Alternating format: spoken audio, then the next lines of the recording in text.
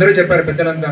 So మీకు ఈ విధమైనటువంటి ఇన్ఫ్రాస్ట్రక్చర్ కానీ, స్టూడెంట్ కిట్స్ కానీ, స్టడీ కిట్స్ కానీ, యూనిఫామ్ కానీ, షూ ఇవన్నీ ఇస్తామని చెప్పారు. అవునా కదా? మీకోసం తల్లిదండ్రులు కష్టపడుతున్నారు. అవునా? మరి మీరేం చేయాలి? ఎలా చదువుకోవాలి? Very good. బాగా చదువుకోవాలి. బాగా చదువుకొని మీ టీచర్స్కి, మీ పేరెంట్స్కి, మీ స్కూల్కి మంచి పేరు తీసుకోవాలి ఖచ్చితంగా. అర్థమైందా?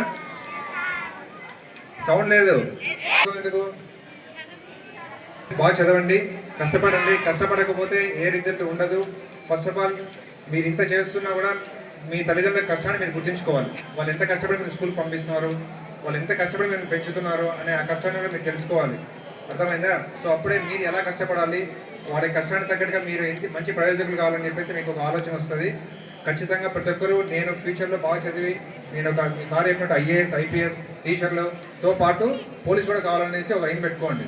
అర్థమైందా? సమాజానికి మంచి చేయాలని. అర్థమైందా?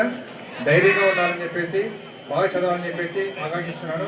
సో ఈ యొక్క మీటింగ్ సెకండ్ ఇయర్ అయ్యేంత వరకు మీ యొక్క పిల్లలకి దయచేసి ప్రైవసీ ఇవ్వద్దండి. మీ పనుల్లో మీరు బిజీ